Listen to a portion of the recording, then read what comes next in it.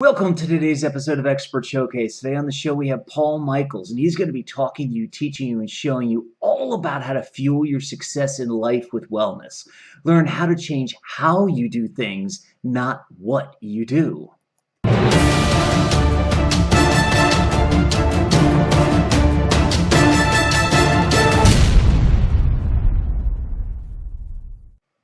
Hey Paul, how you doing today?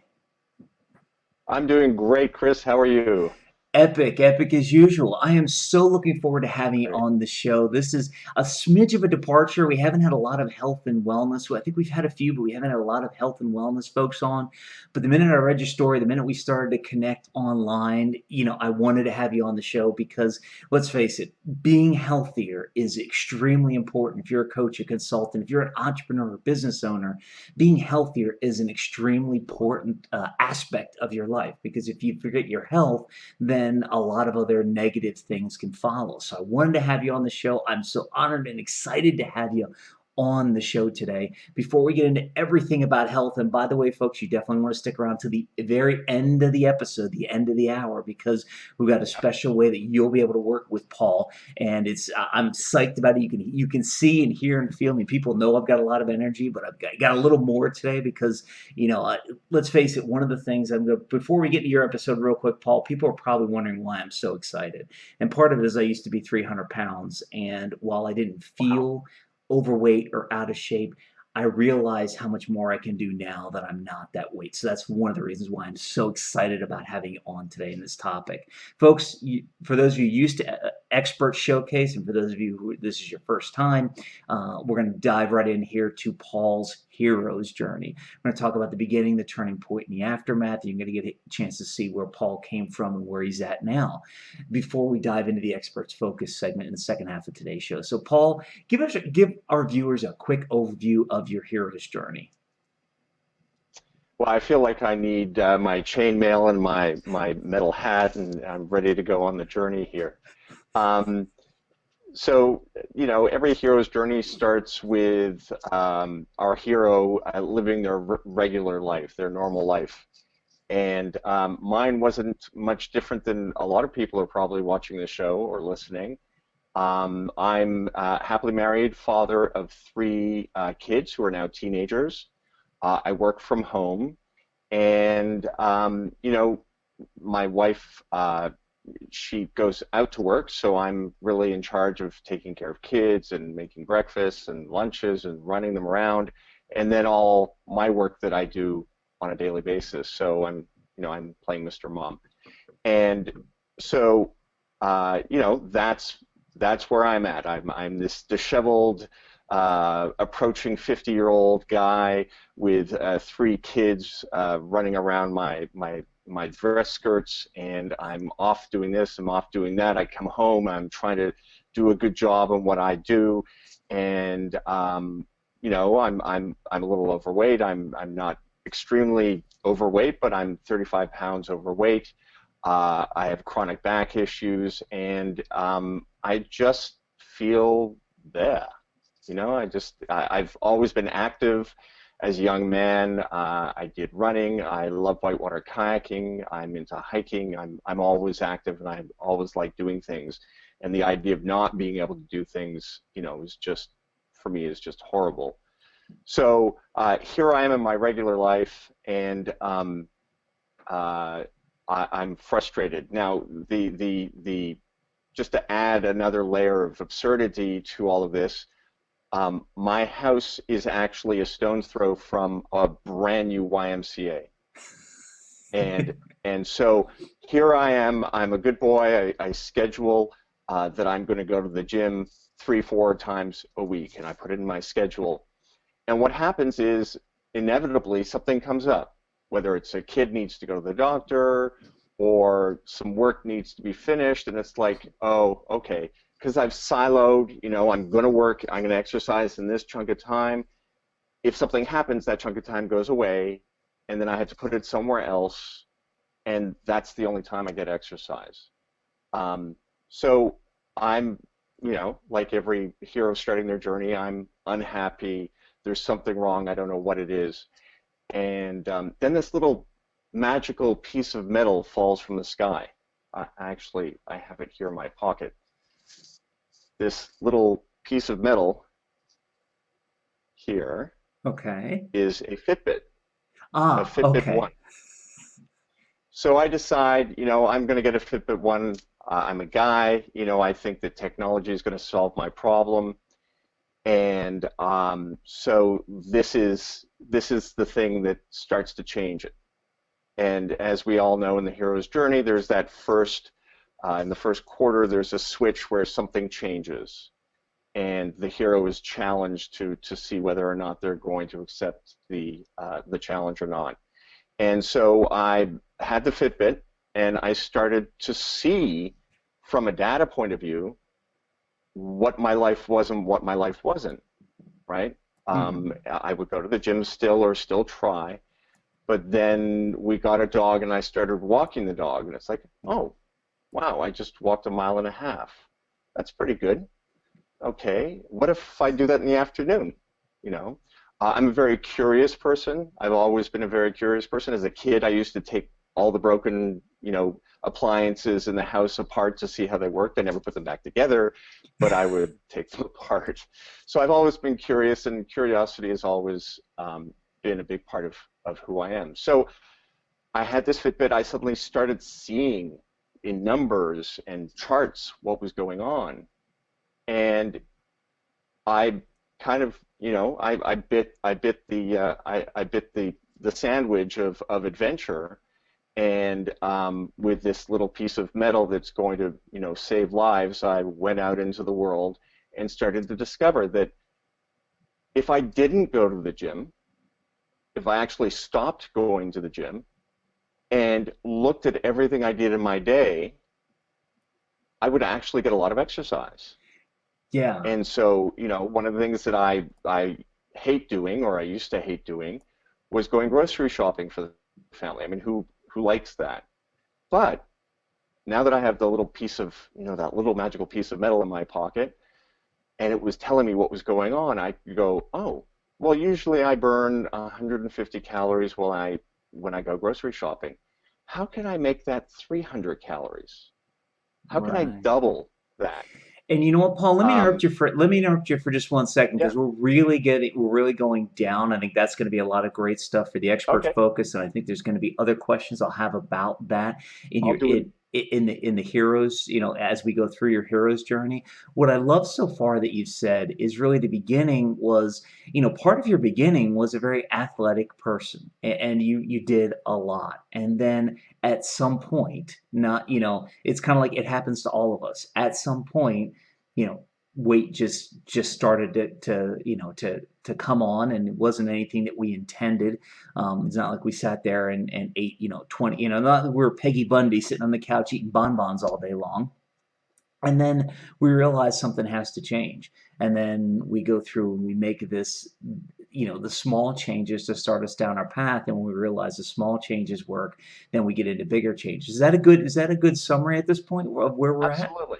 Okay, cool. Yeah, so basically realizing that what I could do is kind of shift the focus from this traditional idea of you've got to go to the gym to get exercise, and instead make everything I do in my day an opportunity for exercise. And Epic. very quickly, what happened is within 6 months, I'd lost 30 pounds and I had walked 1,000 miles. And it's not like I went and walked a marathon. It's not like I went and, on some walkabout somewhere. This is just doing what I normally do every day, but looking at things differently. So that was a big shift, and that was when I started to realize that this was an adventure that was worthwhile and worth exploring. The other half, and we can discuss it in the second half of the show, but the other half is also obviously there are two components here. There's consumption or calories in and calories out. We've kind of talked about the calories out, but there were a whole bunch of experiments and things that I discovered with the calories in as well. So we can Yeah. discuss that later. Epic. But yeah, So I want to dig a little bit more into your hero's journey, partly because, a lot of people who are interesting enough, a lot of people who are overweight, and I say this because it's part of the way I felt was, yeah, we even though I played sports, it wasn't that I was out exercising and doing other things, as a younger kid. So when I started to try and lose weight, the whole concept of exercise and a lot of concepts were really foreign. So what I want to do is dig a little bit into each of the areas here, just for a couple of minutes, real quick. Your beginning, your turning point, and the aftermath.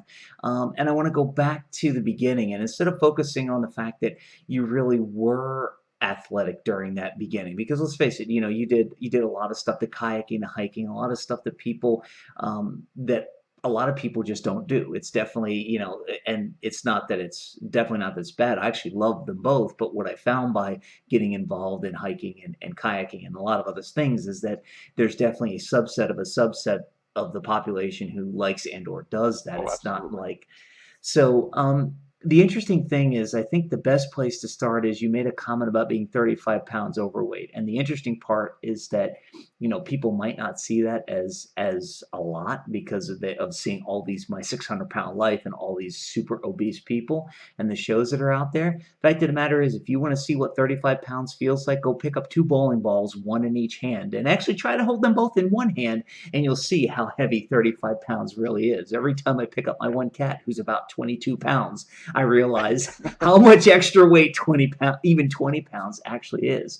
So can you point to anything in your beginning phase that got you to that point where you got to a point where can you point to anything you were doing that you can say, okay, this led me to actually start to pack on the pounds? Because maybe people will identify that in their lives today and be able to say, oh, wow, this one small thing I'm doing might be leading to me being overweight.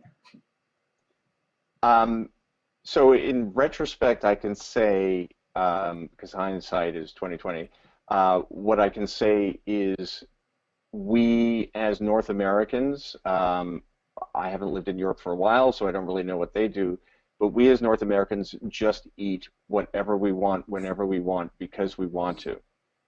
And, you know, we're not built for that. It's not healthy. And in the end, it doesn't serve any purpose. And so with me, I mean, I love dark chocolate. I drank soda at that point in time. If my kids didn't finish their meal, I'd finish it for them. There were always my wife's a wonderful baker, so there's always birthday cakes or banana bread or something. So I'd cut off a big slice and I'd eat it 3 meals, and so it's regular things that we in North America take for granted, but it's just when you see it from my perspective now, you realize how crazy it all is. Like we've been brainwashed to that point. So the fact that you might be hungry now, going and getting a donut might seem like a normal idea. Um, the truth of the matter is there are hundreds of choices that are better than that. And then the other thing that I learned very simply is, you know, I'm probably flashing forward a little bit here, but the time it takes for food to go into your stomach and hit the vagus nerve, which tells you I'm full, is 20 minutes. So if you don't understand that, you just keep eating until that alarm bell goes off and says I'm full.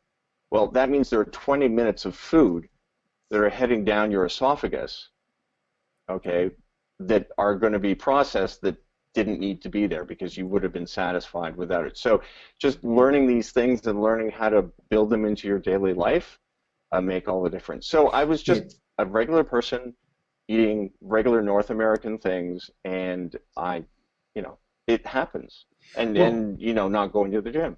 yeah, and I think part of the So, challenge becomes, especially here. I mean, granted, the Great Depression back in the 20s and 30s hit the entire world. I get that. I think part of our problem here, in America that you've gone through, and that I want people to really understand from the thing I got out of your beginning that I really want our viewers to understand is the fact that you know their grandparents and great grandparents went through the Great Depression. So there was a time when if a child didn't finish their meal, I mean, partly there was a time when children didn't have enough to eat, But if a family member didn't finish their meal, somebody else should be eating it because let's face it, food was very scarce at that point. And then we're also Yeah. bombarded with the fact of the hunger problem in third world countries. And we think in North America, a lot of us think that the way to solve that is just not wasting any food rather than cooking less food. It's amazing because you have two Right. choices: either cook less or just eat what you cooked. And so anyway, without, and believe me, for those of you who are saying, well, you're putting down people who, it's like, no, I used to do the same thing. I mean, when I was, it's if I'd have a girl, it even got so bad that when I had a girlfriend, it was if she didn't, if we cooked something and she didn't finish it, well, hey, do you want this? Sure, I'll finish it. It finally got to the point where I realized I was bigger and my girlfriends were smaller, so I would cook them. We'd end up adjusting the portions. It's like, wow, what a concept. But anyway, enough about all that. So I think that's great. And I think the other thing, it's interesting because what the last part I want to focus on in the beginning is something that you said that gives me the impression you were active, but it sounds like it wasn't enough, which is you had the kids and you were cleaning the house and you were, a stay-at-home dad, you still had your business and everything else. So doing all that and keeping up with the house wasn't enough exercise during the day. Is that what you're saying? Human beings are we're built incredibly efficiently. I mean, if you look at the calorie intake, if you go get a Snickers bar and you look at how many calories is in a Snickers bar, and then you take that number and try and figure out how much you have to move to burn that off, we are incredibly efficient, and it sucks because you just can't eat anything you want. So no, I mean, it's not, and you have to be intentional. It, the amusing thing about this is I would love to tell everybody that I've invented something new and I've discovered something that nobody ever knew before. But the truth of the matter is, 100 years ago, this wasn't a problem, and it wasn't a problem because all the things that I've learned to do are things that people were doing every day 100 years ago. And I'm not saying, I mean, I work on a computer 8 hours a day and I'm still losing weight, right? So it's how I do it. Um, so I'm not, this is nothing new. What I'm doing is kind of reinventing it for our modern society. And so, um, it's just, we're very efficient and it sucks Yeah, because we well, just can't eat everything. exactly. And part of the reason I bring it up is because a lot of people, and we'll talk about this in the second half, but a lot of people, heard how involved and how busy you were. A lot of people say, and I use the same excuse at one point, well, I'm busy and this and that, and I just can't lose weight. And until they, it was something that you realized at some point in your beginning, or at least now retrospectively looking back, that you can be active but still not burn a lot of calories. There's a difference. Yeah. So before we get any deeper into that, I'd like to move into the turning point because it was funny. I love the way um, well, as we get into the turning point, I love the way you described the little piece of metal fell out of the sky. And I must admit here, Paul, when you first said that, I thought, I was thinking the worst. And I thought a piece of metal literally fell out of the sky, hit you on the head, and you got laid up you got laid up in the hospital. And then when you're holding it up, I'm going, wow, that looks like a meteorite. So you really had me going with the piece of metal, but I love the analogy. With the Fitbit, Fitbit is a tool, and it's a tool that helped you understand something, right? It's like a pair of glasses. It's there for all of us, but we can't perceive it. Because if I asked you, how many steps have you done today?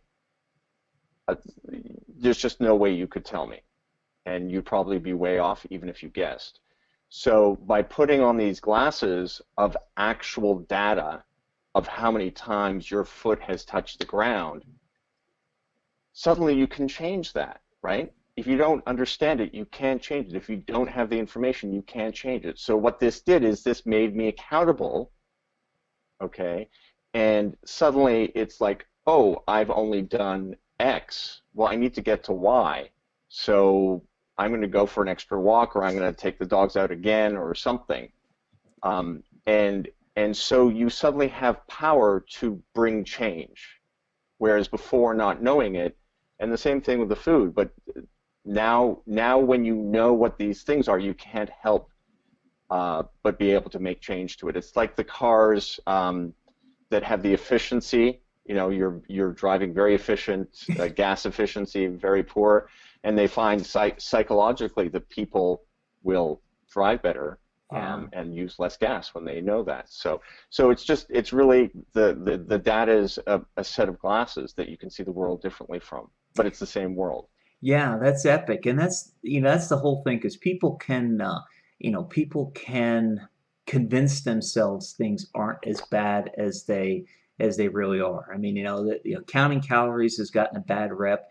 I found that Yeah. one of the granted, there are differences in calories, and we won't go into all that, but I know I've found that, at least keeping track and understanding it, it gives me the choice. It's like, okay, if I know that, I burn this many calories a day, and if I know if I take in more than this, I know I'm going to gain weight. I know if I take in less than this, I know I'm going to lose weight. And at least I have the chance to make the choice. And I think that's really, it sounds like that's one of the, and correct me if I'm wrong here, it sounds like it's one of the big learnings from your turning point that, once you had that data, you were in control of that choice. And now you finally could make a choice versus just saying, well, I think I did enough today, or I think this, it Right. gave you the data to be able to make the choice, right? Right. And I know it's coming up in some of your listeners' heads at the moment. And I just want to say I do not eat like a rabbit. Okay. I do not eat salads and pick at my vegetables and stuff. Very simply, I love dark chocolate and I have dark chocolate every day. I put it into a container and I can eat all of that every day. So I eat things that I absolutely love, but I understand what that is, and then I make adjustments along the way so that I still get to my goal.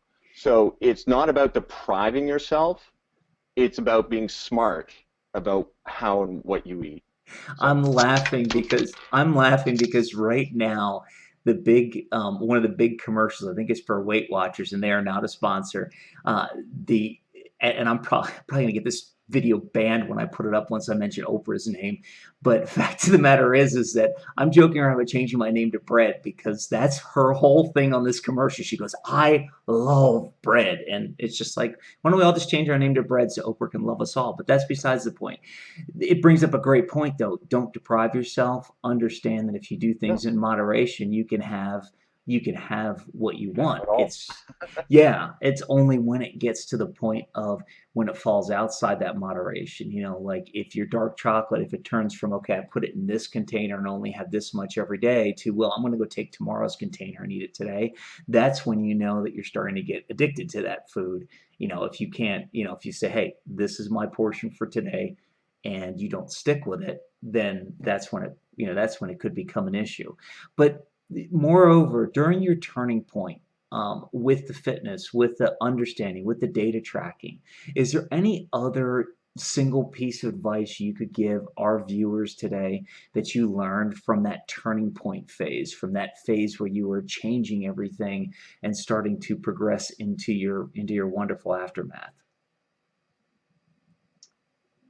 Um, so here's the thing. Going back to the point of just eating for the sake of eating and not really understanding what it means, the sake of sitting down and not doing any exercise for a day. A lot of us don't have a clear direction in life or a clear purpose in life. And what I've found is when you can put something up there, like, up on the board or something up where you can look at it every day and say, that's where I want to go. Okay? So living with purpose. Um, so if you say, okay, I want to lose the 35 pounds, I want to be healthy, I want to look good, and you put that up on the board and that is what you're working towards, suddenly everything that you were doing that was contrary to that becomes something you don't want to do. Yeah. right? Because you want to get to your purpose. So I think one of the things that changed for me is, I have friends that have been on diets and they never worked, and it's like, why am I going to bother going on a diet? Nobody's successful at it, Right. right? And so that was kind of my attitude coming in. And then when I said, okay, I want to be this, let me figure it out for myself, it gave me purpose. And when you live with purpose, it's completely different than living without. Yeah, So, exactly, exactly. And it's interesting you put, I want to look good, I want to lose weight. And I even take it one step further. It's like if that isn't strong enough for you, keep getting down to your core why of why do you want to do that? I know for me, when I finally lost the weight and changed my life, it was because I had a really big why and I did not believe I could achieve that why without losing the weight. So, I think that ends up becoming the critical thing. It's, some people, the why of just, looking good and being healthy is enough, and they change their life and lose the weight. If you're a viewer right now and you're struggling with that and said, "Well, I've had that, up there to look better, and I want to fit in a nice clothes and everything," one thing I can tell you is that your why isn't big enough or isn't ingrained enough in you. So take it the next step, and figure out, okay, looking good and fitting into cool clothes isn't helping me. Where can I go? Where can I go next?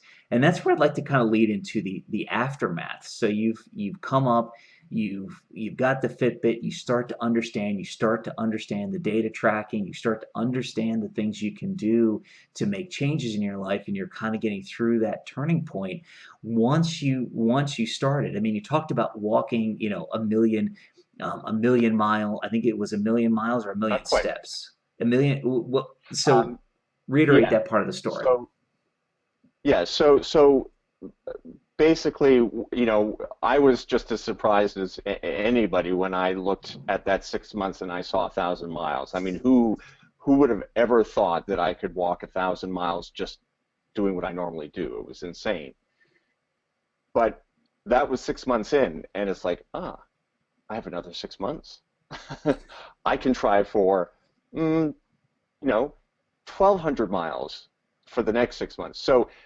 Um, so really, what it became was, okay, these are baby steps. Where else can I go with this? How else can I do it? And so the first year I walked 2,000 miles. The second year I walked 3,000 miles. And last year, which was my third year, which ended in November, I walked 3,500 miles. Okay. And I'm 52 years old. Okay. I have chronic back issues that, I have back spasms all over the place. The way that I have been able to manage them is the only time I sit down in my day, because I'm standing when I'm working on the computer, I'm standing when I'm walking, all this stuff. The only times I sit down are to eat and go to the bathroom. Those are the only two times that I sit down. And I have no pain, I have no aches, I have nothing. Like my legs, my ankles, my knees, nothing. And maybe that's because I'm only walking 1 to 1.5 miles an hour on my walking desk or whatever, but it doesn't matter. By doing, you're strengthening your body, you're building your resistance, your immune system's healthier. All these things are healthier. Um, so that's kind of where it went, and I'm going to try and go even further than 3,500 miles this next year. So it just, instead of it being, it's amazing, instead of it being action one, action two, action three that I have to do to be able to get to this point, at this point in time, everything I do is completely natural. I don't even think about it, and it's irrelevant. Yes, because it's turned So into a habit. that's where you want to get to. Yeah, it's because Right. it's turned into a habit A for you. lifestyle. It's, yeah, a lifestyle. It's your new normal. I mean, when we always talk about the hero's journey, and a number of guests who've come on who've definitely taken it deeper, like you have. Part of the reason why I've really boiled down a hero's journey to the beginning, the turning point, and the aftermath is because those are like the three big the three big milestones, and the aftermath really becomes, Yeah. your new normal. And that's the reason I was explaining that, is because, as you know, in the hero's journey, eventually you get to the new normal, then you go back and you help other people, which is what you're doing today. Right. But that's really the Right. key for a lot of people, is getting to that new normal, and getting to the point where the new normal feels better than the old normal. So for you, I mean, does your new normal of using a standing desk, of using a walking desk and walking while you're working and doing other things, I mean, does your new normal feel better than your old normal? Oh my God, yes. Of course. I mean, there are a whole bunch of issues. So first of all, I don't have a choice. I mean, if you made me sit at a desk, I would go crazy. I couldn't do it anymore. I have to be moving. So, one of the things that I always had is about 2 or 3 o'clock in the afternoon, I'd basically face plant on my desk out of, exhaustion or boredom or something. First of all, you can't do that on a walking desk because it's a little more dangerous. No, but the Just a truth of the matter is, I smidge. don't need to. I Yeah. don't need to because, my heart is pumping blood throughout my system all the time. And my focus, I'm very much into technology. I have my iPhone, I have this, I have that, I have this. But when I am on the desk and I'm working on something, I'm like 1,000% into it, and I'm moving and blood's flowing and I'm creative, and it's like a superpower. It's just amazing. And there have been a couple of times my wife and my wife had to go to a convention in Las Vegas, so I went with her, and I walked to a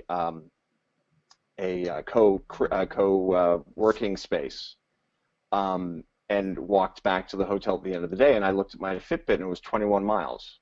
It's like, oh, I walked 21 miles today. Wow. Fine. I mean, I was a little sore, but nothing much, you Yeah. know. and and it's like it's just no effort. It's nothing. And while I'm walking, I'm thinking, or I'm listening to podcasts or whatever.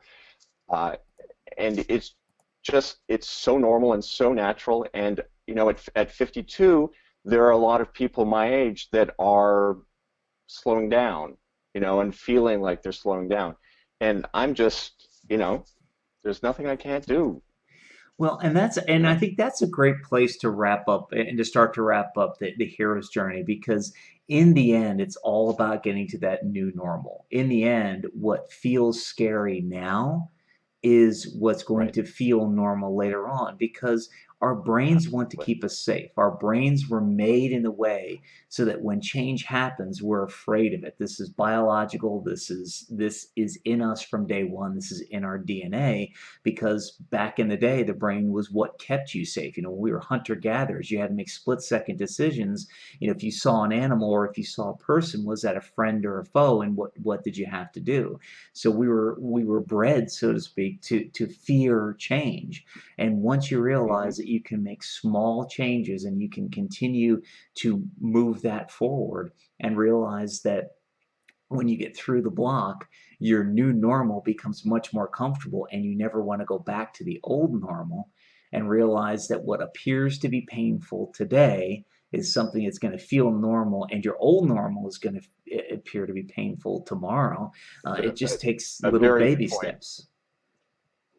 A Thank very you. good point. Yeah, it, it's we as individuals need to get out of the way of ourselves. And I see it so many times, and I've been in the way of myself too. Um, and there were days when I had a crappy day, and I instead of going to bed, I'd watch a couple of TV shows until 2 in the morning, and then I'd go to bed and get up the next day and feel even worse. And it's like, whoa, what the hell is this? I'm getting away here, you Yeah. know, by starting again and being smarter about it, going to sleep and getting some exercise, and then you feel great the next day and you can do anything. So we get in the way of ourselves, and that's really what a lot of this is about, is giving yourself permission to move out of the way. And Exactly. like let yourself go forward. Exactly. So So right now, I think we're going to get out of our own way, and I'm going to wrap up so we okay, can actually get to nice the nice segue. yeah, exactly.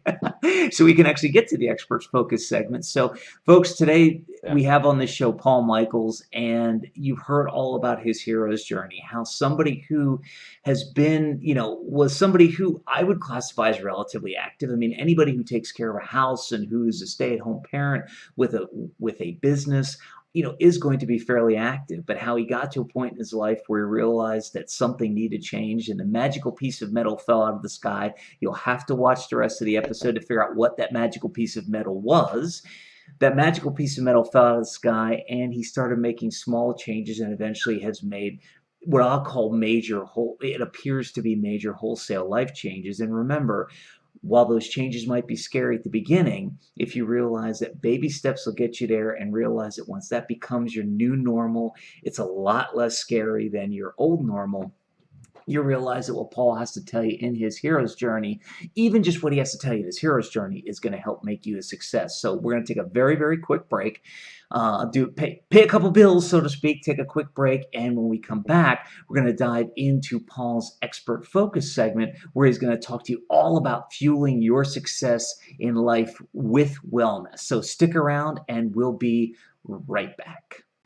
Raise your hand if you could use more clients. Now keep those hands up if you know that the best, most efficient, most effective way to attract your ideal client is to create great client attracting content that connects with your ideal client and makes it easier for you to convert them into paying clients. Now, whether you have your hands up or have your hands down, I invite you to join me on the Create, Connect, and Convert Online Summit. It's where I and other people who are real-world practitioners of creating great client-attracting content are going to share our secrets with you. The summit is online. It runs Wednesday, April 13th through Saturday, April 23rd. You need to go out to the web address on your screen at this point, register to reserve your seat.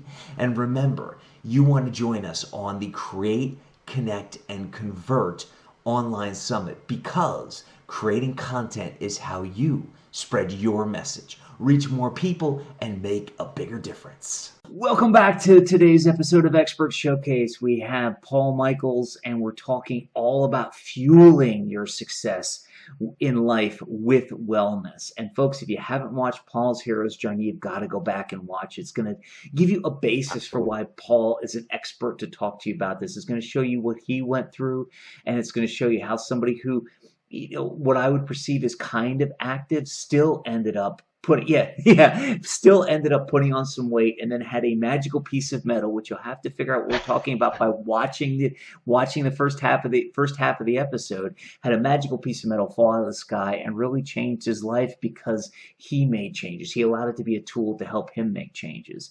So in this segment, we're going to talk all about learning how to change how you do things, not what you do. So, Paul, give us a really quick overview of what we're going to be talking about here. Okay, so basically, what I discovered was that I didn't want to change what I did because I love working on the computer. For me, it's a creative outlet, and it's just how I, do my thing. Um, and so I needed to figure out how to make changes to what I did. And when you start to look at that, it's amazing how much there is to change. And you get creative. And what I've done with the Life Hacker Diet is I don't tell people, eat this, do that, do this. What I do is I give them a formula and examples of how they can make the changes. But it has to be based on what your life is like, what your lifestyle is like, and based on your personality. So what we're going to talk about is things that I've done that are a formula which you can then reinvent for yourself. And this is your journey, okay? And it's not for me to tell you how to do it or what to do. I'm going to show you how you can do it. And so really what I want people to think about is this is your story. This is your journey. And it's an adventure, and the end result is wonderful. It's great, and your life will be different. So we'll just go over that. Epic. And specifically, we're going to be talking about two things that you need to quit doing right now. Simple strategies to getting exercises out of everything you do in your day, and how to reinvent the food you love. I love these topics, Paul. Let's go ahead and dive right in. Two things to quit doing right now. What are they? And let's start talking about them. Well, the first thing is quit the gym. I know there are gym managers all over the world that are getting angry at me and calling their lawyers, but there's a reason for it.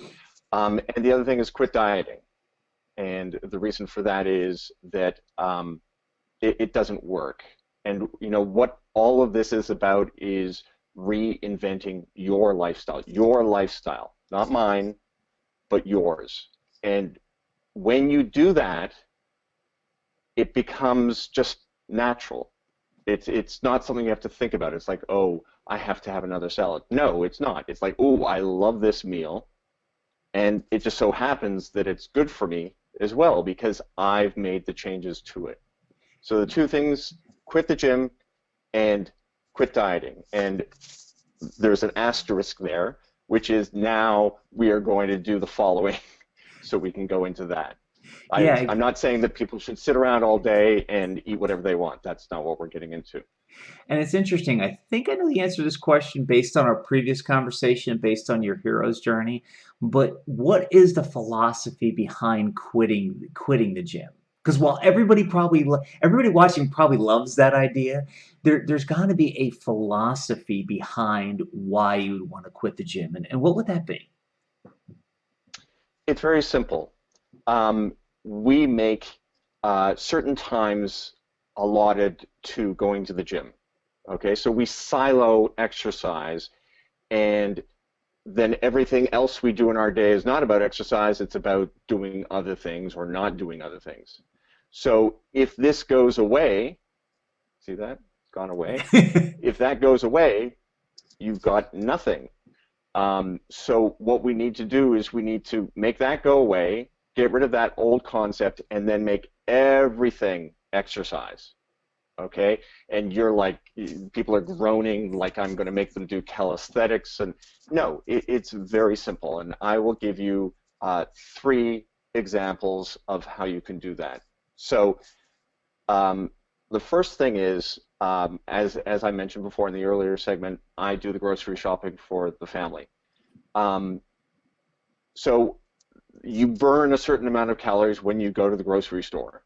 It's just a simple fact of life. You're walking around, all that sort of stuff. Well, how can you double it or triple it? You have to go grocery shopping. All right, well, let's make it work for you.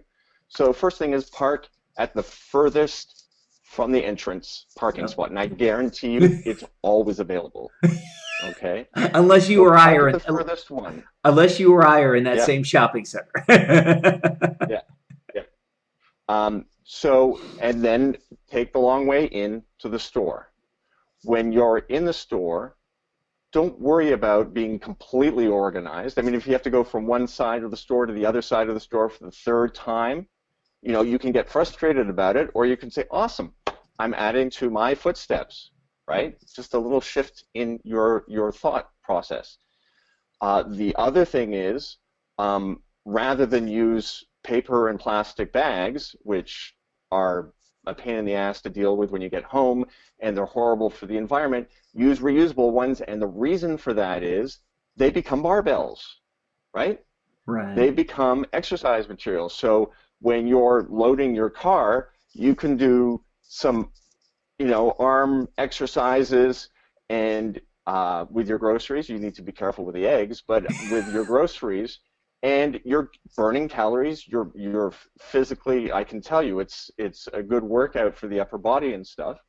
But you're taking something that had no meaning before, and because you're using reusable strong bags and you're lifting stuff, suddenly you're getting a bit of a workout.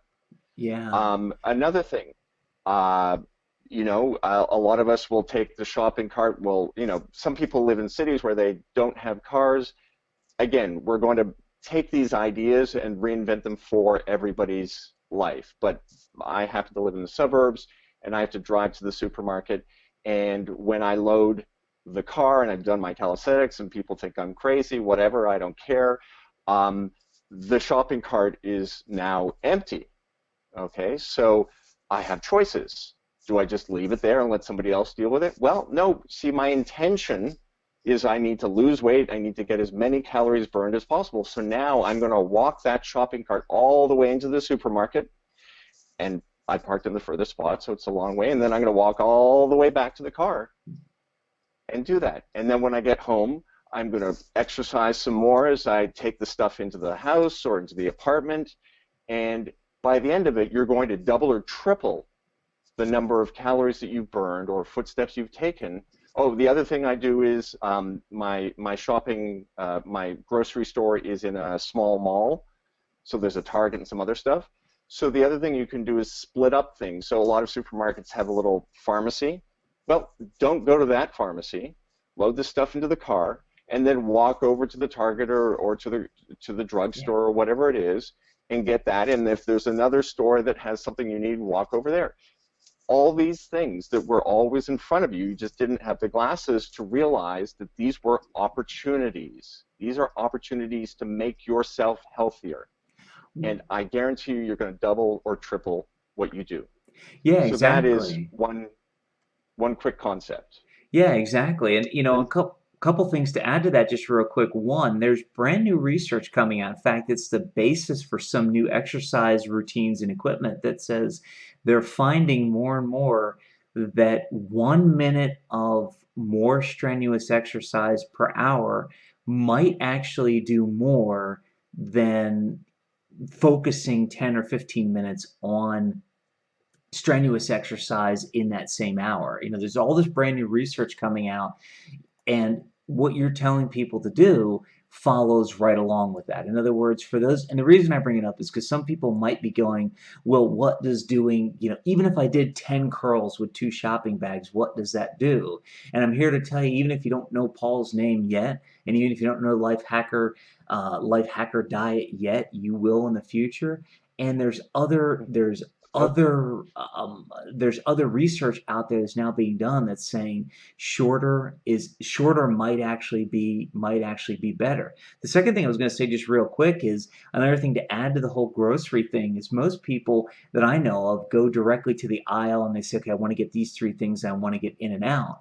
I remember that there was a time, especially when I was in the process of losing weight, not only would I go in and park at the longest spot, but then you start at one end of the store and walk every single aisle, even if you don't need anything, and you just walk up and down, even if your cart's empty and people look Yeah, at you like, what the heck are you doing in this aisle? It's like yeah. you can 10x the number of steps you take in the store by literally changing and going directly to where you need to go to going up and down every single aisle.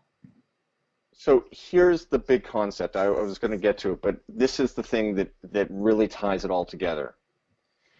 You might think that, well, let's say you went to the grocery store normally and you burned 150 calories. Now you're burning 300 calories. Who cares? 300 calories is 150 more. Wait, if you go to the grocery store once or twice a week, let's say twice a week, and you do that twice a week, it goes from 300 calories, because 150 twice, to 600 calories. Okay, you do that 8 times a month. So 6 8's 4,800 calories. Okay, times that times 12, and you're talking close to 52,000 calories that you've burned just going to the grocery store for a year. Everything adds up, and our body works like that because you consume a certain amount of calories, and your body doesn't care if you burn it today, tomorrow, or next week. It's going to burn whatever you consume. So these things add up really quickly. So, and we just dealt with grocery shopping. I'm going to move now into commuting. Well, and Okay, Paul, a let me lot of interrupt us, you. And yeah, let me interrupt you for one quick second. We've already started talking here.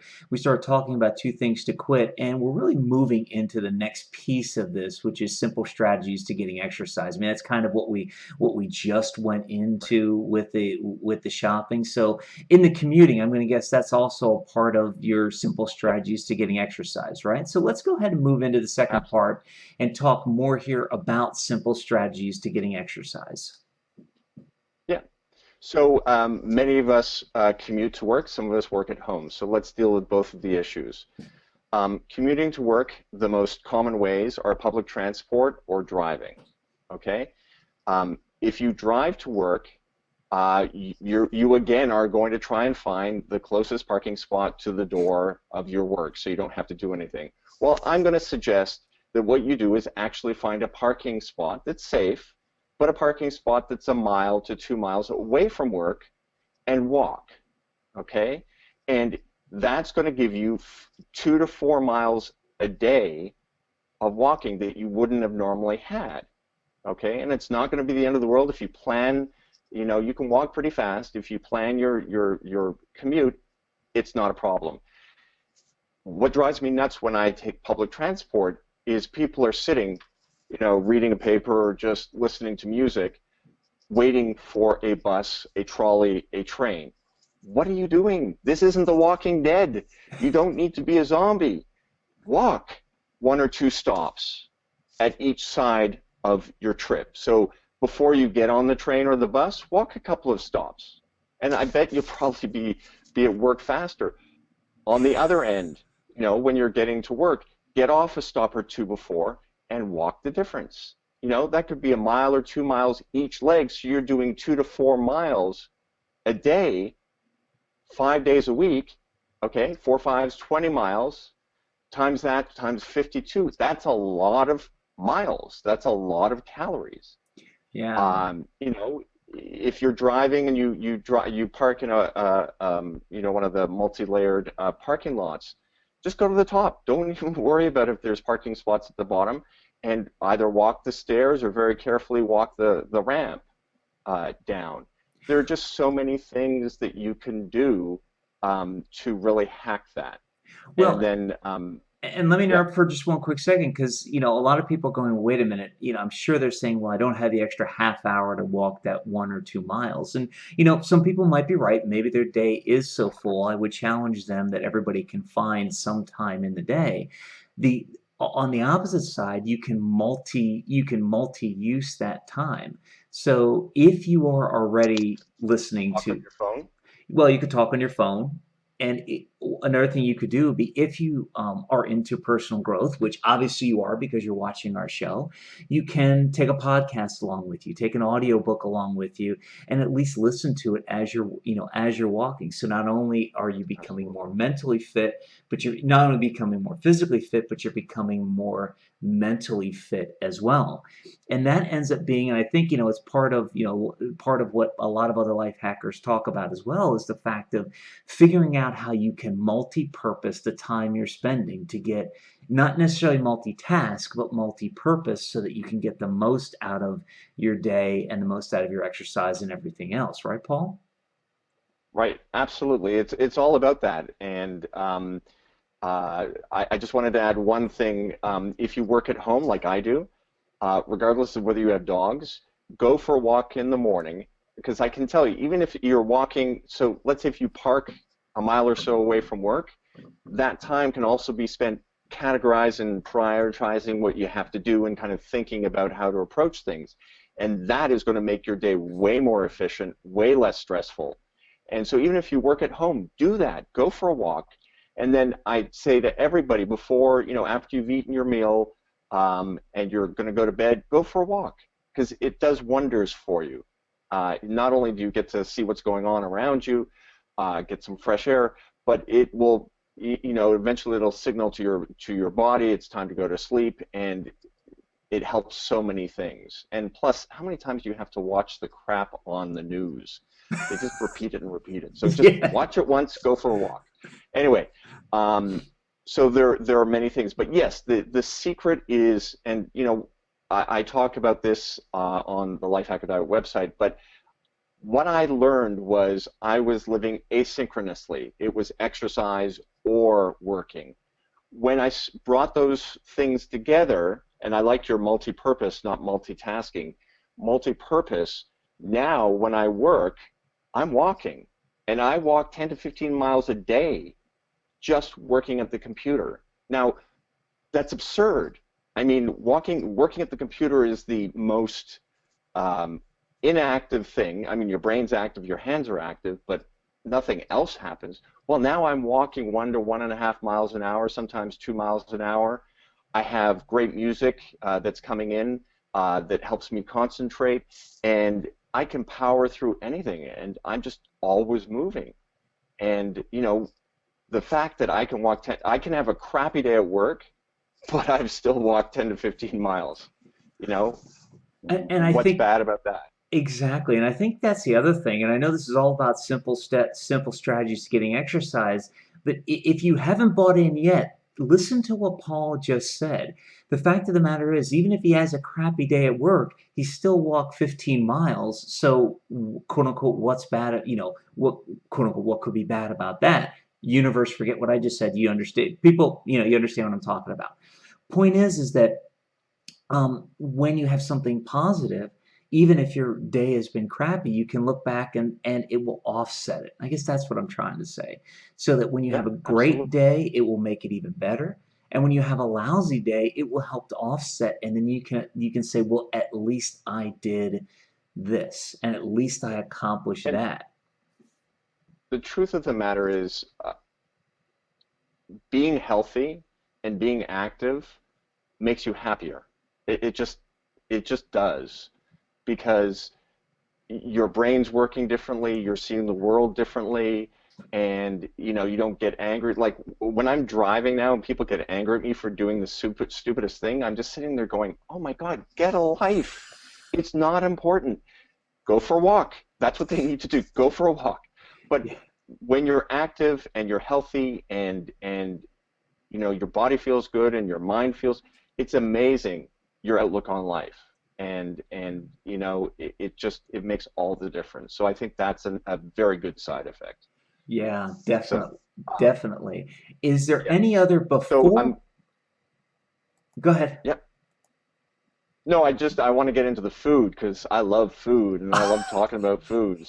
I was gonna And it's say, lunchtime here. yeah, I was gonna say. So let's get into reinvent the food you love, and I really am looking forward to this because if you don't bring it up, there's one thing that a friend of mine taught me Oh, like I'm sure you do. 20 years ago that was such a life changer. But let's get in. You're the star. Let's get in. How do you reinvent the Okay. food you love?